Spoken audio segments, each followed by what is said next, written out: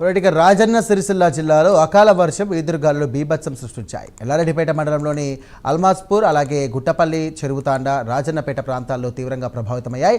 భారీ గాలులకు చెట్లు నేలకొరిగి విద్యుత్ స్తంభాలు విరిగిపడగా పలుచోట్ల విద్యుత్ సరఫరా పూర్తిగా నిలిచిపోయింది. ఇక రైతులు తీవ్ర ఆందోళనలో ఉన్నారు. వర్షం ఈదురుగాలులు ప్రజలను భయాందోళనకు గురిచేశాయి. ఇక అల్మాస్పూర్ గ్రామంలో భారీ చెట్టు ఓ కారుపై పడడంతో కారు పూర్తిగా ధ్వంసమైంది. ప్రమాదవశాత్తు ఎటువంటి ప్రాణ నష్టం జరగలేదు. ఎల్లారెడ్డిపేట వీర్నపల్లి ప్రధాన రహదారిపై చెట్లు విరిగిపడడంతో ట్రాఫిక్ తీవ్ర అంతరాయం ఏర్పడింది. పలు చోట్ల విద్యుత్ స్తంభాలు కూడా విరిగిపోగా తీగలపై చెట్లు పడడంతో పలు గ్రామాల్లో విద్యుత్ సరఫరా పూర్తిగా నిలిచిపోయింది. ఈదురుగాలులకు రైతులు కప్పినటువంటి టార్ఫిన్ కవర్లు కూడా ఎగిరిపోగా కొనుగోలు కేంద్రాలు కల్లాల్లో ఉన్నటువంటి ధాన్యం వర్షానికి పూర్తిగా తడిసిపోయింది. కొన్ని చోట్ల వడ్లు కొట్టుకుపోవడంతో రైతులు కన్నీరు మున్నీరుగా విలిపిస్తున్నారు.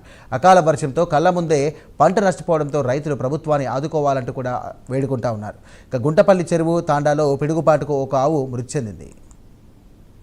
3 ఎకరం పొలం వేసినాం. సంచులన్నీ తడిసినాయి. వర్షం పడ్డాయి. లారీ రాక సంచులన్నీ తడిసినాయి. గవర్నమెంట్ పరద ఇయ్యలే, ఏమి ఇయ్యలేడు. అన్ని తడిసినాయి. తొందరగా లారీ పంపించారు. అది ఒక 5 ఎకరాల పొలము, 350 సంచులు ఈ వర్షానికి తడిసిపోయినాయి. దీన్ని గవర్నమెంట్ వాళ్ళు తొందరనే స్పందించి దాదాపు జోకి ఒక వారం 10 రోజులు అవుతా ఉన్నది. అయినా వడ్లు పోలేదు. లారీలు రేపాతం ఆపాతం జరుపుతూ ఉన్నారు. తొందరగా దీన్ని ప్రభుత్వం స్పందించి తొందర కొనుగోలు చేయాలని చెప్పేసి కోరుకుంటా ఉన్నాం. ఈ జోకిన తర్వాత కూడా ఈరోజు పెద్దగా గాడుపు రావడం జరిగింది. వర్షం కూడా రావడం జరిగింది. కప్పినట్టు పరదలు మొత్తం ఎగిరి